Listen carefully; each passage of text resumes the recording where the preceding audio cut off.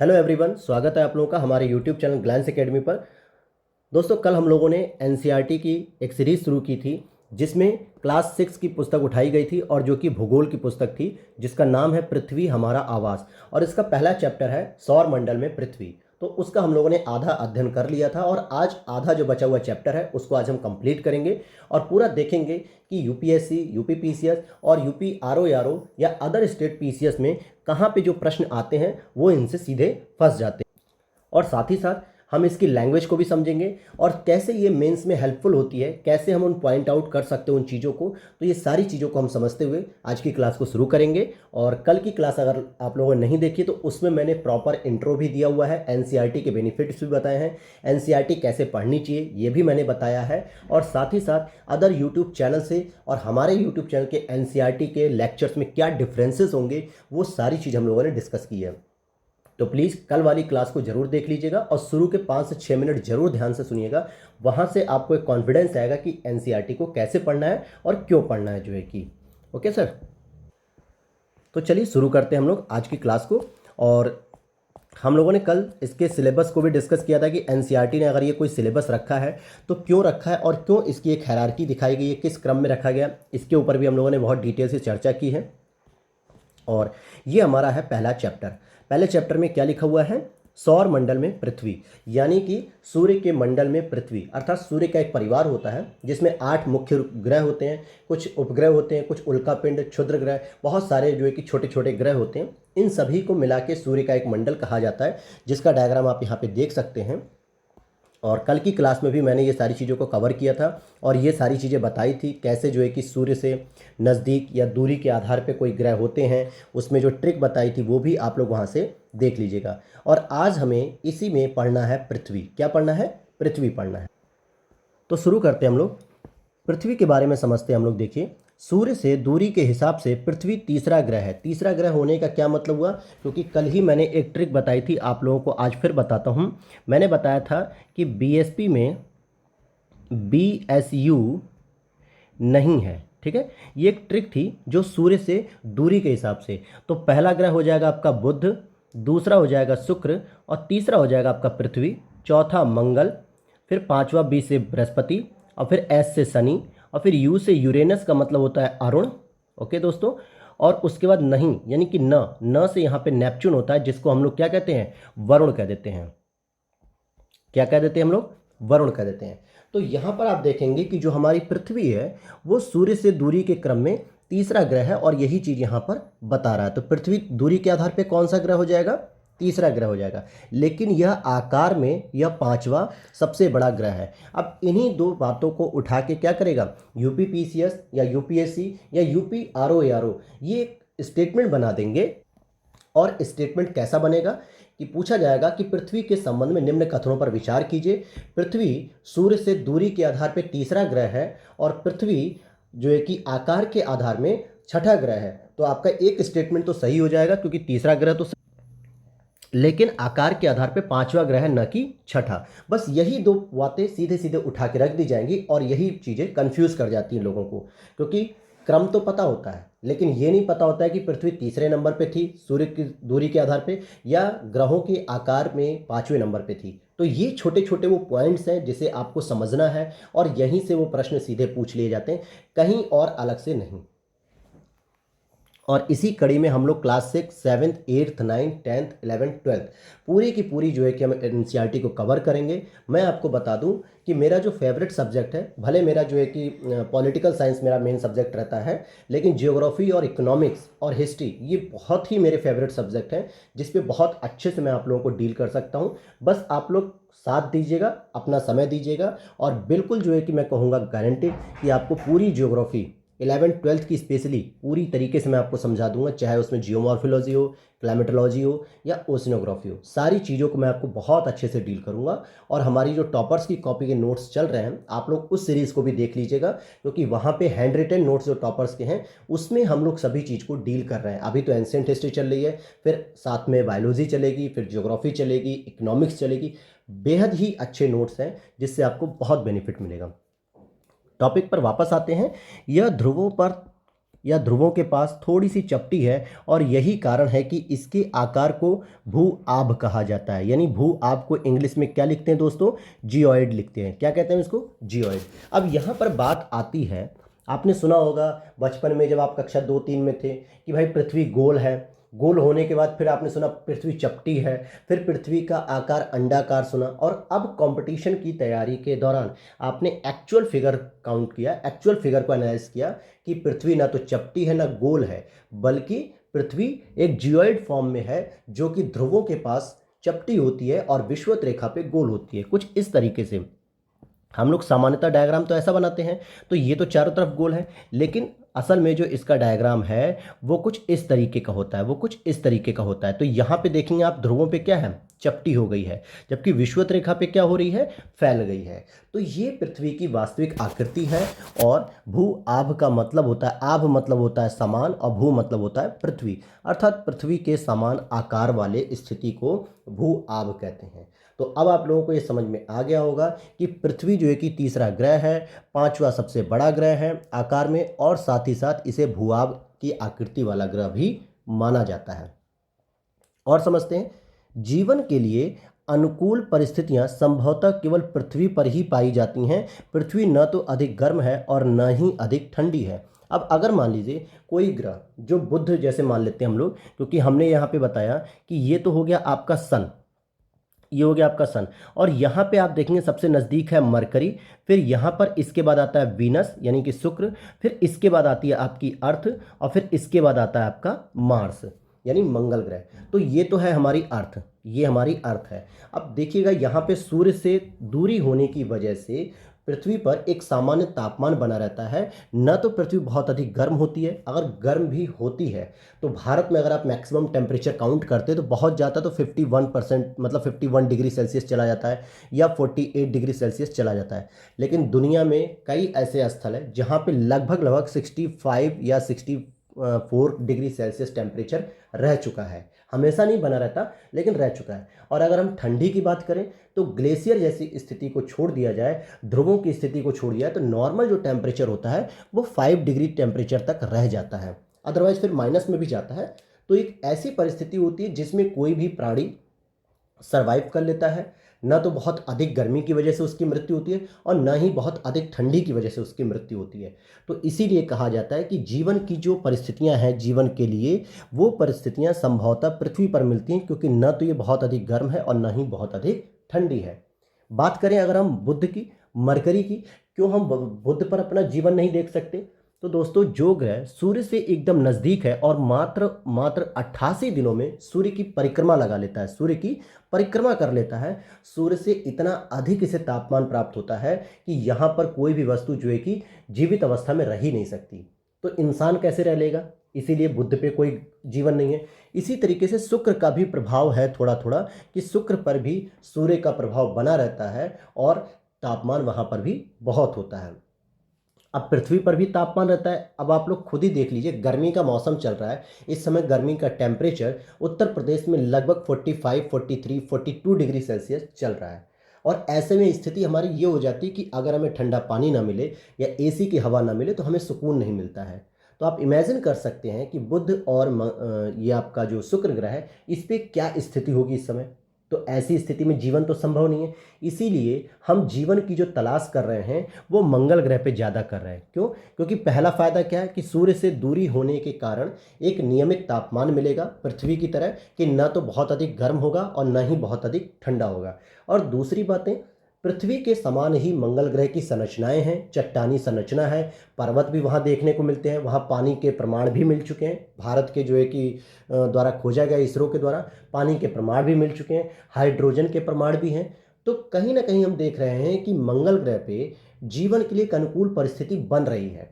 तो यह कहा जा सकता है कि पृथ्वी के अलावा मंगल ग्रह पे भी जीवन देखा जा सकता है। लेकिन बुध और शुक्र पे हम कल्पना ही नहीं कर सकते। बात आती है कि सर मंगल के बाद भी तो और ग्रह होते हैं, बृहस्पति होते हैं, शनि ग्रह होते हैं, साथ ही साथ आपका अरुण है, वरुण है। लेकिन वहाँ पे दोस्तों वो सब गैसीय पिंड हैं, यानी वो गैसों के गोले हैं, गैस के गोले हैं, वो ठोस गोल नहीं है। तो गैस के गोले पर जीवन असंभव हो जाता है। और गैसों में भी वहाँ पे कार्बन डाइऑक्साइड की मात्रा बहुत अधिक है। आप देखिए भारत में या यूँ कहें कि पृथ्वी में ही कार्बन डाइऑक्साइड की मात्रा कितनी है, मात्र 0.03%। और इतनी ही कार्बन डाइऑक्साइड ने पूरे पृथ्वीवासियों की नाक में दम कर रखा है। ग्लोबल वार्मिंग बढ़ती जा रही है, बाकी कुछ योगदान मानवीय हस्तक्षेप के द्वारा दिया जा रहा है। तो इस तरीके से पृथ्वी पर ही जीवन असंभव सा हो रहा है कार्बन डाइऑक्साइड की वजह से। तो बृहस्पति और शनि पे कैसे आप कल्पना कर लेंगे।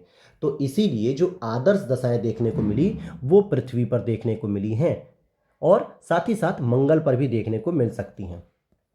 तो ये बातें आपको समझ में आ गई होंगी कि पृथ्वी पे अगर जीवन है तो क्यों है, और बाकी ग्रहों पे जीवन नहीं है तो क्यों नहीं हो पा रहा है।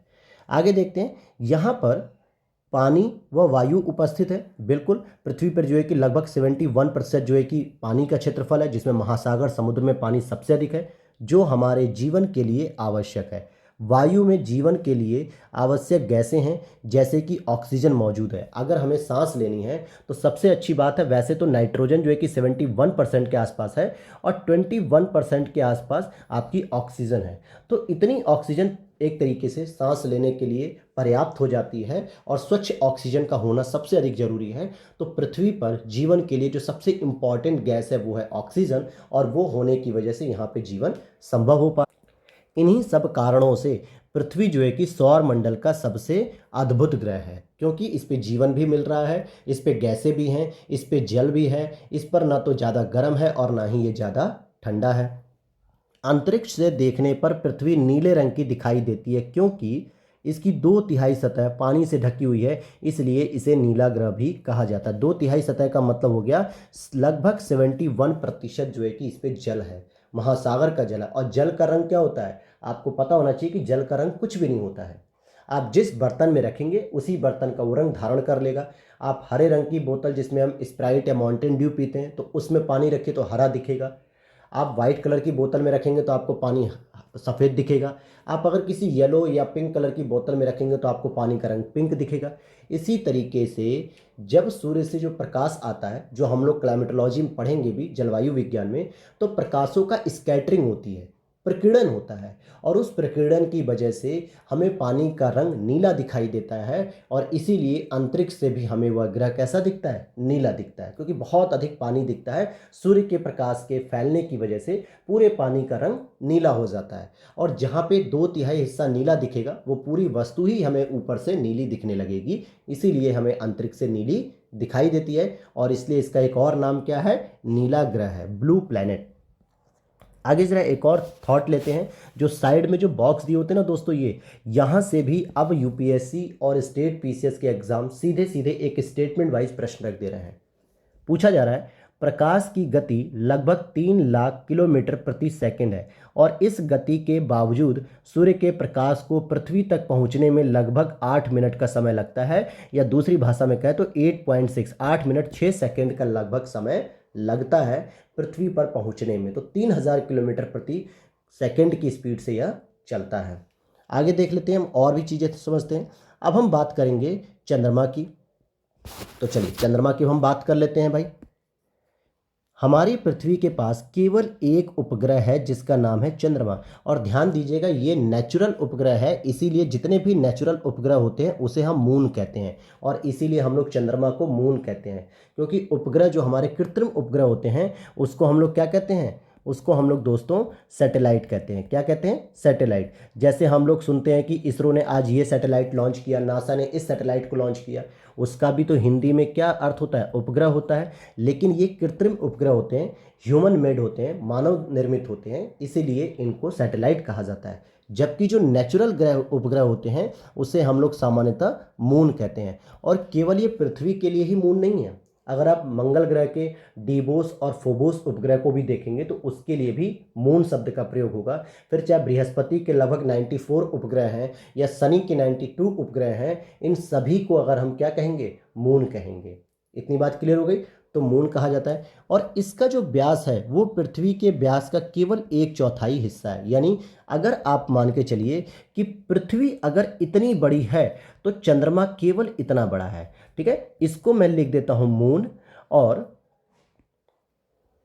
और इसको मैं लिख देता हूं अर्थ। तो अब आप देख सकते हैं कि पृथ्वी का केवल 1/4 हिस्सा, 1/4 कैसे, आप डिवाइड कर लीजिए इस तरीके से भाई। 1 2 3 4, तो केवल एक हिस्से में चंद्रमा आता है, बाकी पृथ्वी से 4 गुना बड़ी है, यानी 3 गुना भी कह सकते हो। और यह इतना बड़ा इसलिए प्रतीत होता है क्योंकि यह हमारे ग्रह से अन्य खगोलीय पिंडों की अपेक्षा बहुत ही नज़दीक है। जब हम रात में देखते हैं चंद्रमा को, जब पूरी तरीके से चांद निकलता है, अच्छा पूरा चांद कब निकलता है, आधा चांद कब निकलता है, थोड़ा थोड़ा गायब कब होता है चांद, ये सारी चीज़ें हम लोगों ने कल की क्लास में डिस्कस किया है। तो यह हमारे सबसे नज़दीक का खगोलीय पिंड है, इसलिए हमें चंद्रमा बहुत बड़ा दिखता है। इवन कि दोस्तों अब तो इतने बढ़िया बढ़िया कैमरे आ रहे हैं, इतने बढ़िया मोबाइल आ रहे हैं सैमसंग अल्ट्रा S4 सीरीज़ में या आईफोन में, कि आप चंद्रमा की फ़ोटो खींचेंगे ना तो इतनी क्लियर फ़ोटो आती है कि आप जूम करके देख लोगे कि भाई चंद्रमा पे कोई टहल भी रहा है। मतलब इतने कैमरे की रेजोल्यूशन बढ़ा दी गई है, तो इसीलिए तो फ़ोटो लेना भी आसान हो रहा है, क्योंकि चंद्रमा हमारे इतना नज़दीक है कि उसकी प्रॉपर पिक्चर भी आ जा रही है। लेकिन वहीं दूसरे खगोलीय पिंड, आप सूर्य को देख लो, तारे को देख लीजिए, तारे के बाद मंगल ग्रह कहीं दिखता ही नहीं है, क्योंकि इतना छोटा है और इतना दूर है कि वो हमें दिखता ही नहीं है। वो भी तो एक खगोलीय पिंड है, इसीलिए इसमें कहा जा रहा है कि ये इतना पास होने की वजह से इतना बड़ा दिखाई देता है, और यह हमसे लगभग 3,84,000 किलोमीटर दूर स्थित है। कितना दूर स्थित है? 3,84,000 किलोमीटर। अब आप पृथ्वी से सूर्य और चंद्रमा की दूरियों की तुलना कर सकते हैं, यानी अब आप एक आइडिया ले सकते हो कि सूर्य और चंद्रमा के बीच में दूरी कितनी हो सकती है। भाई पृथ्वी से सूर्य की दूरी कितनी है उसको देखो, फिर पृथ्वी से चंद्रमा की दूरी कितनी है, उसके बीच में जो डिफरेंस होगा वही उसकी दूरी होगी। अब यहाँ पर एक रोचक तथ्य है कि नील आर्मस्ट्रांग पहले व्यक्ति थे जिन्होंने 21 जुलाई 1969 को सबसे पहले चंद्रमा की सतह पर कदम रखा था। मालूम करो कि क्या कोई भारतीय चंद्रमा पर गया है, तो ज़रूर आप लोग कमेंट बॉक्स में बताइए कि कोई भारतीय अगर चंद्रमा पर गया है तो उसका नाम बताइए। अच्छा एक छोटा सा मीम्स है, छोटा सा है, अक्सर सुनते हैं आप लोग कि भाई सबसे पहला कदम किसने रखा चंद्रमा पे, तो आप कहेंगे नील आर्मस्ट्रांग। और जब पूछता है कोई कि दूसरा कदम किसने रखा, तो दूसरा कदम भी नील आर्मस्ट्रांग ही रखेगा, एक कदम रख के वापस नहीं आएगा, 2-3 कदम चलेगा ना, तो वो चीज़ें हैं। आगे देखते हैं। अब यहाँ पर देखिए ये बताया भी है, देखो इन्होंने पूरी तरीके से, कि उपग्रह क्या होता है, जिसे हम लोग इंग्लिश में क्या लिखते हैं, मून लिखते हैं। यह एक खगोलीय पिंड है जो ग्रहों के चारों ओर उसी प्रकार चक्कर लगाता है जिस प्रकार ग्रह सूर्य के चारों ओर चक्कर लगाते हैं। बहुत अच्छा पॉइंट है ये कि हम एक उपग्रह, यानी कि जो खगोलीय पिंड होते हैं, नेचुरल उपग्रह होते हैं, हम उन्हें कब उपग्रह मानेंगे, जिस तरीके से वो सूर्य के चारों ओर चक्कर लगाते हैं कोई ग्रह, उसी तरीके से वो उपग्रह भी चारों ओर चक्कर लगाते हैं। अब पृथ्वी का ही देख लीजिए, पृथ्वी सूर्य के चारों ओर चक्कर कुछ इस तरीके से लगा रही है, इस तरीके से लगाती है। और चंद्रमा क्या करता है, चंद्रमा जो है कि पृथ्वी का चक्कर लगाता है कुछ इसी तरीके से। तो कहने का मतलब हो गया, जैसे सूर्य का चक्कर ग्रह लगा रहा है अर्थात पृथ्वी, और पृथ्वी का चक्कर उपग्रह लगा रहा है मतलब चंद्रमा, इसीलिए उसको उपग्रह यानी मून कहा जाता है। और जबकि मानव निर्मित जो उपग्रह होते हैं जिनको हम लोग सैटेलाइट कहते हैं, ये एक कृत्रिम पिंड है। यह वैज्ञानिकों के द्वारा बनाया गया है जिसका उपयोग ब्रह्मांड के बारे में जानकारी प्राप्त करने और पृथ्वी पर संचार माध्यम के लिए किया जाता है। यानी जो हम कम्युनिकेशन करते हैं, आप लोग यहाँ पे इमेज को देख सकते हैं कि एक रॉकेट को लॉन्च किया गया है नासा के द्वारा या इसरो के द्वारा या किसी के द्वारा भी, और रॉकेट जो है कि धीरे धीरे क्या कर रहा है, अपने जो सैटेलाइट थे उनको खोल रहा है, और खोलने के बाद उसे पर्टिकुलर एरिया में उसने क्या कर दिया, वहाँ पे प्रवेश करा दिया कक्षा में, और खुद जो है कि मिसाइल क्या हो रही है, पृथ्वी पर वापस आ रही है। इसी को हम लोग RLV भी अब पढ़ रहे हैं, हम लोग RLV भी पढ़ेंगे साइंस में, कि रीयूजेबल लॉन्च व्हीकल, यानी कि एक बार लॉन्च होने के बाद ये सेफली जो है कि हमारे पास वापस आ जाए, जिससे हमें दोबारा नया लॉन्च व्हीकल ना बनाना पड़े, पैसा खर्च ना करना पड़े। अभी तक क्या होता था, ये सब लॉन्च व्हीकल जब वापस आते थे तो पृथ्वी के वायुमंडल में प्रवेश करते जो घर्षण होता था, फ्रिक्शन, उसकी वजह से इसमें आग लग जाती थी और ये समाप्त हो जाते थे। इस थियोरी को समझने के लिए आप लोग, एक मूवी है शाहरुख खान की जीरो, आप लोग उसे ज़रूर देख लीजिएगा। अगर जिसने नहीं देखी है तो वो ज़रूर देखे, इस कॉन्सेप्ट को ध्यान में रखें, और जिसने देख ली है तो वो भी एक बार दोबारा देखे, ताकि इस कॉन्सेप्ट को समझ सके कि जीरो मूवी में यही सेम कॉन्सेप्ट दिखाया गया है। दोस्तों हमारे आसपास जो भी मूवी चलती है ना, उनमें आप थीम देखो कि वो थीम क्या है, क्योंकि पिक्चरों को समाज का आईना कहा जाता है। आपके समाज में जो गतिविधि हो रही है, जो दुराचार है, जो सामाजिक कुरीतियां हैं, या जो वैज्ञानिक इनोवेशन हो रहा है, तकनीकी विकास हो रहा है, उन्हीं सब चीज़ों को तो पिक्चरों में दिखाया जाता है। आप हॉलीवुड में देखिए, कोरियन मूवीज़ में देखिए, किस तरीके से जो है कि इनका इनोवेशन दिखाया जाता है। भारतीय पिक्चरों को भी अब देखिए बहुत सारी एडवांस हो गई हैं, काफ़ी टेक्नोलॉजी बेस्ड होती हैं, सामाजिक बुराइयों को दिखाती हैं कि इन बुराइयों को समाप्त करिए। तो ये सारी चीज़ें जो है कि आप लोग मूवी अगर देखते हैं तो केवल एंटरटेन के लिए नहीं, साथ ही साथ अपनी नॉलेज को भी बढ़ाने के लिए देखिए। आगे आते हैं टॉपिक पे दोबारा। इसे रॉकेट के द्वारा अंतरिक्ष में भेजा जाता है और पृथ्वी की कक्षा में स्थापित कर दिया जाता है। अंतरिक्ष में उपस्थित कुछ भारतीय उपग्रह जैसे कि इनसेट हो गए, आईआरएस हो गया, एडूसैट हो गया और भी बहुत सारे हैं। तो ये आपने समझ लिया कि उपग्रह जो पृथ्वी के द्वारा भेजे जाते हैं यानी मानव निर्मित, उन्हें हम सैटेलाइट क्यों कहते हैं, और जो नेचुरल वाले होते हैं खगोलीय पिंड, उन्हें हम मून या उपग्रह क्यों कहते हैं, क्योंकि वो सूर्य की तरह परिक्रमा जैसे ग्रह लगा रहा होता है उसी तरीके से वो अपने ग्रह की परिक्रमा कर रहा होता है उपग्रह। आगे देख लेते हैं अब हमसे क्या कहा जा रहा है।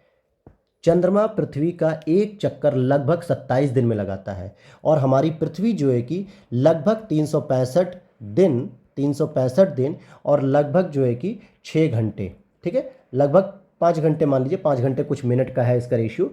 तो इस तरीके से जो है कि सूर्य का एक चक्कर लगाती है और चंद्रमा पृथ्वी का क्या करता है, 27 दिन में एक चक्कर पूरा कर लेता है। लगभग इतने ही समय में यह अपने अक्ष पर भी चक्कर पूरा करता है और इसके परिणाम पृथ्वी से हमें चंद्रमा का केवल एक ही भाग दिखाई देता है। अब यहाँ पर इस कॉन्सेप्ट को समझना बहुत ज़रूरी है। तो आइए अब मैं आप लोगों को समझाता हूँ। मान लीजिए ये हमारी अर्थ है, ठीक है, ध्यान दीजिएगा, ये हमारी अर्थ हो गई और ये हमारा छोटा सा मून हो गया, बेचारा प्यारा सा हमारा चंद्रमा हो गया, चंदा मामा हो गए। अब देखिएगा ये जैसे जैसे जैसे जैसे अपने जो है कि अक्ष पे घूमता है, कहने का मतलब ये पृथ्वी के चारों तरफ घूमता है इस तरीके से, तो ध्यान दीजिएगा इसी तरीके से ये अपने अक्ष पर भी घूमता है। कहने का मतलब क्या हो गया, अगर मान लीजिए मैं यहाँ पे एक एरो दे देता हूँ, ठीक है, और एक एरो यहाँ दे देता हूँ, तो आपको कौन सा एरो दिखाई देगा, आपको कौन सा एरो दिखाई देगा, आपको ये वाला एरो दिखाई देगा। क्यों, क्योंकि जब ये घूमते घूमते इस तरीके से यहाँ पे आ गया, मान लीजिए, ठीक है, यहाँ पे आ गया तो भी यही एरो सामने है, और इसी तरीके से घूमते घूमते यहाँ पर आ गया तो भी यही एरो सामने है, और इसी तरीके से घूमते घूमते यहाँ आ गया तो भी यही एरो सामने है। ऐसा क्यों हो रहा है, क्योंकि इसने कहा कि ये तो लगभग 27 दिन में चक्कर पूरा कर ही रहा है पृथ्वी का, लेकिन साथ ही साथ यह अपनी अक्ष पर भी घूम रहा है, और अक्ष पर घूमने के लिए की वजह से ही हमें चंद्रमा का केवल एक ही हिस्सा दिखाई देता है। इसीलिए हम कहते हैं कि चंद्रमा का हमें केवल फ्रंट ही क्यों दिखता है। चंद्रमा में जो डिज़ाइन आप इमेजिन करेंगे या जो कैमरे के द्वारा जो फोटो ली जाती है उसमें वही इमेज आपको 20 दिन बाद भी दिखेगी, 15 दिन बाद भी दिखेगी, क्योंकि चंद्रमा की एक ही सतह हमें पृथ्वी से दिखाई देती है, और वो इसीलिए दिखाई देती है क्योंकि वो चंद्रमा भी पृथ्वी के साथ साथ घूमता रहता है और इसीलिए उसकी एक ही सतह दिखाई देती है। बात आती है कि चंद्रमा की परिस्थितियां जीवन के लिए अनुकूल नहीं हैं। इसकी सतह पर पर्वत, मैदान, गड्ढे हैं। चंद्रमा की सतह पर छाया बनाते हैं। पूर्णिमा के दिन चंद्रमा पर इनकी छाया को देखा जा सकता है। कहने का मतलब क्या हो गया आपकी ये बात अगर हम समझें तो क्या कहना चाहता है ये, तो आपने यहाँ पर देखा कि चंद्रमा की जो परिस्थितियां वो जीवन के लिए तो अनुकूल नहीं है, लेकिन यहाँ पर हमें पर्वत देखने को मिलते हैं, मैदान भी देखने को मिलते हैं, गड्ढे भी देखने को मिलते हैं, जो चंद्रमा की सतह पर एक छाया बनाते हैं, कि डिज़ाइन बनाते हैं। और पूर्णिमा के दिन इसकी छाया को आप आराम से देख सकते हैं, क्योंकि कल की क्लास में मैंने आपको बताया था उसमें कि पूर्णिमा के दिन आपको चंद्रमा पूरा का पूरा दिखाई देता है, और ये एक माह में एक बार होता है, यानी एक माह में ऐसी स्थिति एक बार आती है कि चंद्रमा पूरा दिखाई देता है। फिर धीरे धीरे ये क्या होता है, चंद्रमा कुछ इस तरीके से कटेगा, कुछ इस तरीके से कटेगा, फिर इस तरीके से कटते कटते कुछ ऐसा आ जाएगा, मतलब कम होता चला जाता है। और 15 दिन बाद, पूर्णिमा से 15 दिन बाद अमावस्या आती है, और जिस दिन पूरी तरीके से चंद्रमा क्या होता है, छिप जाता है, यानी कि विलुप्त हो जाता है, आपको दिखता ही नहीं है। फिर दोबारा एक नए चंद्रमा का जन्म होता है, और फिर चंद्रमा का जन्म एक छोटे छोटे आकार के रूप में होता है। फिर क्या होता है, पूर्णिमा आने पे फिर वो पूरा दिखने लगता है। तो इस तरीके से आप देख सकते हो कि पूर्णिमा के दिन चंद्रमा पर इनकी छाया को देखा जा सकता है। और कल की क्लास में मैंने पूर्णिमा और अमावस्या पे डिस्कस किया बहुत अच्छे से, तो उसे देख लीजिएगा, वहाँ से प्रश्न बनते हैं आपके। आगे देखते हैं क्षुद्र ग्रह। अब हमने देखेंगे क्षुद्र ग्रह क्या होते हैं। तो तारों, ग्रहों एवं उपग्रहों के अतिरिक्त असंख्य छोटे पिंड भी सूर्य के चारों ओर चक्कर लगाते हैं, जिसको हम लोग क्षुद्र पेटी कहते हैं, और इन पिंडों को क्षुद्र ग्रह कहते हैं। ये मंगल एवं बृहस्पति की कक्षाओं के बीच पाए जाते हैं, और इसको चित्र 1.2 में दिखाया गया है, लेकिन मैं अभी आपको दिखाता हूँ इसको।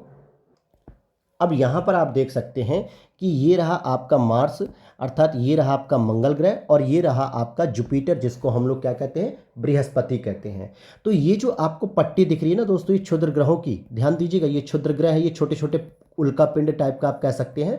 और यही उल्कापिंड जब पृथ्वी पर गिर जाते हैं तो महाराष्ट्र में क्रेटर झील बनाते हैं, जिसका एग्जाम्पल है लोनार झील। ठीक है, एक ये हो गया। और एक आपको दूसरी पट्टी ये दिखेगी, जिसको हम लोग क्या कहेंगे सामान्यतः, ये आपका वरुण के पास दिखती है, ये भी कुछ इसी तरीके से होती है, तो इसको भी अभी हम डिस्कस करेंगे। तो अभी जो हम पढ़ रहे हैं वो इसको पढ़ रहे हैं, ठीक है, इसको पढ़ रहे हैं। ये क्या है, हमारा क्षुद्र ग्रह होते हैं, छोटे छोटे ग्रह होते हैं, और ये भी ग्रहों के साथ साथ सूर्य की क्या करते हैं, परिक्रमा लगाते हैं। तो ये मैंने आपको ट्रिक भी बताई थी कल, बीएसपी में बीएसयू, बीएसपी में बीएसयू नहीं है, तो ये ट्रिक बताई थी। तो ये थे आपके क्षुद्र ग्रह जो मैंने आपको दिखाए। क्या होते हैं क्षुद्र ग्रह, तो फिर से देखिए, तारों, ग्रहों और उपग्रहों के अतिरिक्त असंख्य छोटे पिंड भी सूर्य के चारों ओर चक्कर, देखिए सूर्य के चारों ओर चक्कर भी क्षुद्र ग्रह लगाते हैं। ये भी पूछ लिया जाता है कि क्षुद्र ग्रह क्या हवा में मुक्त रूप में घूमते हैं या सूर्य के चारों ओर चक्कर लगाते हैं, तो बिल्कुल चक्कर लगाते हैं, और इन्हीं पिंडों को क्षुद्र ग्रह कहा जाता है। और यह मंगल और बृहस्पति की कक्षाओं के बीच पाए जाते हैं। वैज्ञानिकों के अनुसार क्षुद्र ग्रह ग्रह के ही भाग होते हैं, जो कि बहुत वर्ष पहले विस्फोट के बाद ग्रहों से टूटकर अलग हो गए थे, और इनमें ग्रहों जैसी प्रवृत्ति पाई जाती, इसीलिए यह सूर्य के चारों ओर चक्कर लगाते रहते हैं। आगे देखते हैं हम उल्कापिंड के बारे में। सूर्य के चारों ओर चक्कर लगाने वाले पत्थरों के छोटे छोटे टुकड़ों को उल्कापिंड कहा जाता है, जो मैंने अभी आपको दिखाया। कभी कभी ये उल्कापिंड पृथ्वी के इतने नज़दीक आ जाते हैं कि इनकी प्रवृत्ति पृथ्वी पर गिरने की होती है, और इस प्रक्रिया के दौरान वायु के साथ घर्षण होने के कारण ये गर्म होकर जल जाते हैं। फलस्वरूप चमकदार प्रकाश उत्पन्न होता है। फलस्वरूप क्या होता है, चमकदार प्रकाश उत्पन्न होता है। और कभी कभी कोई उल्का पूरी तरह जले बिना ही पृथ्वी पर गिरती है, जिससे धरातल पर गड्ढे बन जाते हैं। क्या हो जाता है, गड्ढे बन जाते हैं। और जो गड्ढा बन जाता है कुछ इस तरीके का, और इसमें जब जल भर जाता है तो इसे हम लोग क्या कहते हैं, क्रेटर झील कहते हैं, या उल्कापिंड की झील कहते हैं। जैसे एग्जाम्पल के रूप में महाराष्ट्र में आपको लोनार झील देखने को मिलेगी, लोनार झील, ठीक है, ये इसी का उदाहरण है। अब यहाँ पे समझते हैं, क्या आपने तारों वाले खुले आकाश में एक ओर से दूसरी ओर तक फैली चौड़ी सफ़ेद पट्टी की तरह एक चमकदार रास्ते को देखा है? कुछ इस तरीके से रास्ते को आपने देखा है कि चमकदार पट्टी को, यह लाखों तारों का एक समूह होता है, और यही पट्टी आपकी आकाश गंगा कहती है। क्या कहलाती है, आकाश गंगा, जिसको हम लोग इंग्लिश में मिल्की वे कहते हैं। हमारा सौरमंडल इस आकाश गंगा का एक भाग है। अब इसका बात समझिएगा, मान लीजिए ये पूरी हमारी एक आकाश गंगा है। इस आकाश गंगा में लाखों जो है कि सौरमंडल है, उनमें से हमारा एक सौरमंडल है सन, और सन के चारों ओर चक्कर लगाने वाले 8 ग्रह। तो इस तरीके से पूरी आकाश गंगा में हमारा एक छोटा सा भाग है सौरमंडल, जो इसका एक भाग है। प्राचीन भारत में इसकी कल्पना आकाश में प्रकाश की एक बहती नदी से की गई है, कि ऐसा लगता है कि मानो ये सफ़ेद रंग का पानी है और यहाँ पे एक नदी बह रही है प्रकाश की। इस प्रकार इसका नाम आकाश गंगा पड़ गया। आकाश मतलब हो गया आकाश में, और गंगा का बहाव चल रहा है, यानी एक नदी बह रही है, इसीलिए इसका नाम आकाश गंगा रख दिया गया। आकाश गंगा करोड़ों तारों, बादलों और गैसों की एक प्रणाली है। अब ध्यान देने वाली बात है यहाँ पर कि जो प्रश्न आपसे पूछा जाता है कि आकाश गंगा किससे मिलकर बनती है, तो उसमें तारे भी होते हैं, उसमें बादल भी होते हैं, उसमें गैस भी होती है। ये ध्यान दीजिएगा। तो क्या क्या हमने देखा है कि आकाश गंगा में, तारे, बादल, गैस, ये सारी चीज़ें हम यहाँ पर देखते हैं। तो आकाश गंगा में हमें तारे भी दिखते हैं, बादल भी दिखते हैं, और गैस भी हमें दिखती है। इन सभी की मिली हुई प्रवृत्ति को ही हम आकाश गंगा कहते हैं। इस प्रकार लाखों की आकाश गंगाएं मिलकर ब्रह्मांड का निर्माण करती हैं। अब यहाँ पर समझिएगा, इस प्रकार लाखों आकाश गंगाएं मिलकर एक ब्रह्मांड का निर्माण करती हैं, और ब्रह्मांड की विशालता की कल्पना करना अत्यधिक कठिन है। अब आप इमेजिन कर लीजिए, आइए मैं आपको थोड़ी एक काल्पनिक दुनिया में लेकर चलता हूँ। आप यहाँ पर देखिए कि ये है आपकी एक आकाश गंगा। क्या है, आकाश गंगा हो गई है, और इस आकाश गंगा में ये हमारा एक छोटा सा पार्ट है सन, और यहाँ पे हमारे 8 ग्रह जो है कि घूमते रहते हैं। तो ये तो केवल एक सौरमंडल है, इसी तरीके से और भी सौरमंडल होंगे हमारी आकाश गंगा में। और सोचिए हमारा ही सौरमंडल कितना बड़ा है, इस तरीके से न जाने कितने जो है कि करोड़ों तारे, बादल और गैस वगैरह मिलके और भी सौरमंडल बना रहे होंगे। लेकिन यहाँ पे कह रहा है कि लाखों आकाश गंगा, यानी ये जो स्क्वायर बॉक्स है, इस तरीके से बहुत सारे क्या है, आकाश गंगाएं हैं जो पूरे के पूरे ब्रह्मांड का निर्माण करती हैं। अब यहाँ पर आप इमेजिन कर सकते हैं कि दोस्तों एक आकाश गंगा में हमारा सौरमंडल इतना बड़ा है और न जाने कितने और सौरमंडल हैं, और एक आकाश गंगा में जब इतना बड़ा स्पेस है तो हमारे ब्रह्मांड में न जाने कितनी आकाश गंगाएं हैं और एक आकाश गंगा में न जाने कितने सौरमंडल हैं। तो इस तरीके से आप इमेजिन नहीं कर पाओगे कि ये कितना बड़ा ब्रह्मांड है। और इसी ब्रह्मांड के निर्माण के लिए एक बहुत ही फेमस थियरी आती है जो हम लोग पढ़ेंगे, बिग बैंग थियरी। क्या नाम दिया गया उसका, बिग बैंग थियरी। हम लोग उसे भी समझेंगे। अब यहाँ पर देखते हैं कि वैज्ञानिक अभी भी इसके बारे में अधिक से अधिक जानकारी एकत्र करने में जुटे हैं, लेकिन इसके आकार के संबंध में अभी हमें कोई जानकारी नहीं मिली है। लेकिन फिर भी हम जानते हैं कि हम सभी इसी ब्रह्मांड का हिस्सा हैं। बिल्कुल है भाई, ये इतना बड़ा ब्रह्मांड है, इसमें एक आकाश गंगा है, लाखों आकाश गंगा है, लेकिन हम अपनी आकाश गंगा की बात करेंगे जिसका नाम मिल्की वे है। और उसमें भी एक छोटा सा सौरमंडल है, उस सौरमंडल में 8 ग्रह हैं और जिस पे एक ग्रह है पृथ्वी, और पृथ्वी के एक छोटे से भाग में हम उत्तर प्रदेश में निवास करते हैं। तो अब आप इमेजिन कर लीजिए कि ब्रह्मांड का हिस्सा तो है और कितने बड़े ब्रह्मांड है ये। अब आगे देखते हैं, जैसे यहाँ पर देखिए दिखाया गया है, ये ब्रह्मांड है। इस ब्रह्मांड में कितने सारे आकाश गंगाएं हैं कुछ इस तरीके से, फिर उसमें एक सौरमंडल है, फिर उस सौरमंडल में 8 ग्रहों में से एक पृथ्वी है, और उस पृथ्वी में हम यहाँ यूपी में निवास कर रहे हैं। तो इस तरीके से आप देख सकते हैं कि इसकी विशालता कितनी अधिक है। अब आपसे एक टाइटल प्रश्न दिया जा रहा है, क्या आप ब्रह्मांड के साथ अपना संबंध बता सकते हैं? आप पृथ्वी पर हैं तथा पृथ्वी सौरमंडल का एक भाग है और हमारा सौरमंडल आकाश गंगा यानी मिल्की वे का भाग है जो ब्रह्मांड का हिस्सा है। तो देखिए कितनी आसान भाषा में एनसीईआरटी ने आपका सीधे एक संबंध स्थापित कर दिया, ब्रह्मांड से आपका संबंध स्थापित कर दिया। कैसे कहा? क्योंकि हम पृथ्वी पर रहते हैं और पृथ्वी हमारे सौरमंडल का एक भाग है, और सौरमंडल जो है आकाश गंगा का एक छोटा सा भाग है, और आकाश गंगा किसका भाग है? ब्रह्मांड का भाग है। ब्रह्मांड से जुड़े इस तथ्य पर विचार कीजिए कि इसमें लाखों आकाश गंगाएं मौजूद हैं। इस चित्र में आपका स्थान कहाँ पे है? तो भाई हमारा स्थान तो यहीं पर है, पृथ्वी पर ही। तो ये चीज़ थी। अब यहाँ पर आपकी बात केवल यहीं ख़त्म नहीं हो जाती कि आपका चैप्टर कंप्लीट हो गया तो आपकी यहीं पर क्लास कंप्लीट हो गई, ऐसा नहीं है। किसी भी चैप्टर को पढ़ने के बाद हमने उससे क्या सीखा, ये हम प्रश्न और उत्तर के माध्यम से जानते हैं। हम अपने टॉपिक को एनालाइज करेंगे कि हमने कैसा इसको पढ़ा है। तो आइए पहले हम इसके बारे में समझते हैं। यहाँ से छोटे छोटे प्रश्न हैं, लेकिन आपके कॉन्सेप्ट को मजबूत करेंगे, कॉन्सेप्ट की क्लैरिटी को डिफाइन करेंगे, ताकि आप इन प्रश्नों का उत्तर आसानी से 1 लाइनर 2 लाइनर के तौर पे आप दे सकें। जैसे ग्रह और तारे में क्या अंतर है? सीधी सी बात है। अगर तारे का क्या होता है, मैंने आपको कल की क्लास में बताया था कि इनके पास अपनी खुद की ऊष्मा और प्रकाश होती है। यानी ये कैसे होते हैं? ये स्वप्रकाशी होते हैं। स्वप्रकाशी मतलब जिनके पास स्वयं का प्रकाश होता है। लेकिन ग्रह की बात करेंगे, जो 8 ग्रह हैं जिसमें पृथ्वी भी आती है, इसके पास अपना ऊष्मा या अपना प्रकाश नहीं होता है, बल्कि ये सूर्य नाम के तारे से प्रकाशित होती है और उसी से ऊष्मा लेती है। तो ग्रह और तारे में एक बेसिक अंतर हमने यह समझा इस चैप्टर में। देखिए जब तक हमने इसको पढ़ तो लिया, लेकिन जब हम इसके प्रश्न को नहीं करेंगे तो कैसे पता चलेगा कि भाई हमने जो चीज़ पढ़ी है वो सही पढ़ी है या नहीं। कंपैरिजन करने के लिए आपको प्रश्न तो करने पड़ेंगे, भले वो कक्षा 6 के बच्चों के लिए दिया है, लेकिन आपके कॉन्सेप्ट का रिवीजन भी होगा यहीं से, और आप पूरी जो कहानी आपने पढ़ी उसमें से मेन इंपॉर्टेंट पॉइंट को निकाल सकेंगे, समझ सकेंगे कि हाँ यही इंपॉर्टेंट पॉइंट है।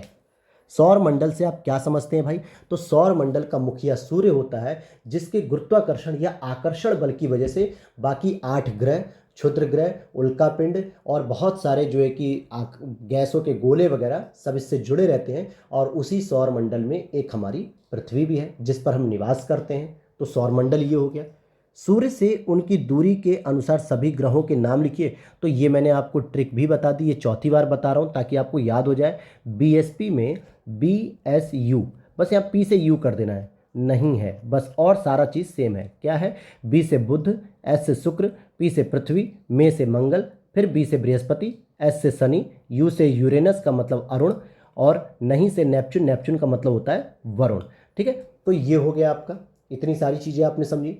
पृथ्वी को अद्भुत ग्रह क्यों कहा जाता है? तो हमने आज की क्लास में पढ़ा, क्योंकि पृथ्वी पर जीवन के लिए अनुकूल दशाएं और परिस्थितियां मौजूद हैं। यह ना तो ज़्यादा ठंडा ग्रह है और ना ही ज़्यादा गर्म ग्रह है। इस पे पानी और गैस जो हमें ऑक्सीजन मुख्य रूप से चाहिए वायु, वो उपस्थित है, जिससे हमें पानी की प्राप्ति भी हो जाती है और ऑक्सीजन की प्राप्ति भी हो जाती है। तो इसलिए इसको एक अद्भुत ग्रह के रूप में जानते हैं। हमें हमेशा चंद्रमा के एक ही भाग क्यों देख पाते हैं हम, बताइए ऐसा क्यों होता है? तो मैंने बताया था भी आज की क्लास में ही कि चंद्रमा लगभग पृथ्वी का 27 दिन में चक्कर लगाता है और उतने ही दिन में वो अपनी अक्ष पर भी घूमता है। इसीलिए पृथ्वी के सामने हमें एक ही सिरा दिखता है हमेशा चंद्रमा का, जबकि हमें लगता है कि चंद्रमा स्थिर है। तो ऐसा नहीं, चंद्रमा घूमता है लेकिन वो हमारे साथ साथ घूमता है, इसलिए हमारे सामने जो इमेज होती है बस वही इमेज हमारे सामने हमेशा बनी रहती है।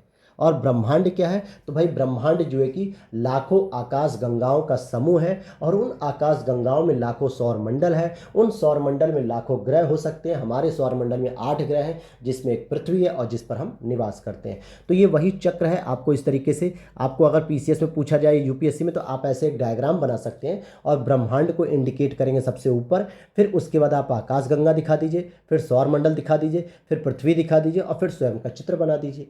तो ये वाली चीज़ें आपको समझ में आनी चाहिए। तो अब यहाँ से क्या फ़ायदा मिला? हमने इन 5 प्रश्नों को करने के साथ ही पूरे के पूरे चैप्टर को रिवाइज कर लिया। एक एक लाइन में हमने समझा कि इसके कॉन्सेप्ट में क्या शामिल था। और देखिए, ये ट्रेंड और ये जब प्रवृत्ति आपकी अभी से रहेगी ना, टॉपिक पढ़ने के बाद, चैप्टर पढ़ने के बाद आप प्रश्नों को सॉल्व करेंगे, तो ये आपको इतना बेनिफिट करेगी कि आप क्लास 6, 7, 8, 9, 11, 12 सबकी किताब को करेंगे तो सभी क्लासेस के आप इजीली कॉन्सेप्ट को बहुत अच्छे से समझ पाएंगे, तैयार कर पाएंगे और एक क्विक रिवीजन भी कर लेंगे। अगला पूछा जा रहा है, किस ग्रह को पृथ्वी के जुड़वा ग्रह के नाम से जाना जाता है? तो ये हम लोगों ने कल ही पढ़ा था जो है, और ये प्रश्न पूछ भी लिया था आरओ के प्रीलिम्स में, पीसीएस में। तो शुक्र ग्रह को कहा जाता है। सूर्य से तीसरा सबसे नज़दीक ग्रह कौन सा है? तो फिर से वही ट्रिक लगा दीजिए आप। ये हो गया सन आपका, तो तीसरा नज़दीक ग्रह पृथ्वी है हमारा, तो ये बी ऑप्शन हो गया, यहाँ पे पृथ्वी हो जाएगा। फिर आगे देखते हैं, सभी ग्रह सूर्य के चारों ओर किस प्रकार के पथ पर चक्कर लगाते हैं? तो हमने अभी पढ़ा था, दीर्घ वृत्ताकार पथ पर चक्कर लगाते हैं। ध्रुव तारे से किस दिशा का ज्ञान होता है? तो ध्रुव तारे से कल की चैप्टर में हमने पढ़ा था कि उत्तर दिशा का ज्ञान होता है। ये हमेशा सांकेतिक तारों के माध्यम से समझा जाता है। और सांकेतिक तारे क्या होते हैं, ये मैंने आपको कल की क्लास में बताया है। आगे देखते हैं, क्षुद्र ग्रह किन कक्षाओं के बीच पाए जाते हैं? तो हमने अभी पढ़ा कि मंगल और बृहस्पति के बीच में जो एक छोटे छोटे जो कंकड़ होते हैं, एक तरीके से दिखते हैं, ये क्षुद्र ग्रह होते हैं। इनकी एक पट्टी बनी होती है पूरी इस तरीके से, और यहाँ पे होता है आपका मंगल ग्रह और यहाँ आपका होता है बृहस्पति ग्रह। तो इन दोनों के बीच क्षुद्र ग्रह की पट्टी बनती है। तो अक्सर क्या होता है कि आपका ये प्रश्न और जुड़वा ग्रह, ये सभी प्रश्न लगातार पूछे जाते हैं। ठीक है दोस्तों, अब जैसे यहाँ पे देखिए कुछ रिक्त स्थान है, ये आपके लिए मैं छोड़ता हूँ। हालांकि मैंने आपको सब कुछ करा दिया और ये उन्हीं में से पूछा गया है, लेकिन ये आपको आंसर करना है कि तीसरे का फर्स्ट का ये होगा, सेकंड का ये होगा। ये सारी चीज़ आपको करनी, ताकि आप भी इस चीज़ में अपना दिमाग थोड़ा लगाएं और आपको चीज़ें और क्लियर हो जाए। तो ठीक है दोस्तों, आज तो हमारा ये क्लास यहीं पे ख़त्म होता है और अब हम लोग पढ़ेंगे कल सेकंड चैप्टर, जो कि पृथ्वी के ऊपर हम लोग पढ़ेंगे अक्षांश रेखाएं क्या होती हैं, देशांतर रेखाएं क्या होती हैं, दोनों में अंतर क्या होता है, कैसे इसको समझना है, ये सभी चीज़ों को हम लोग आसानी से पढ़ेंगे। तो मिलते हैं नेक्स्ट वीडियो में। Thanks for watching. और टॉपर्स वाली जो चल रही है सीरीज आरओ के लिए, उसको जरूर देखिएगा, नहीं तो काफ़ी आप लोगों का नुकसान हो जाएगा, क्योंकि उसमें हैंड रिटन नोट्स हैं टॉपर्स के और बहुत बेहद ही अच्छी तरीके से उसमें डील किया जा रहा है टॉपिक को। तो मिलते हैं नेक्स्ट क्लास में। थैंक्स फॉर वॉचिंग दोस्तों।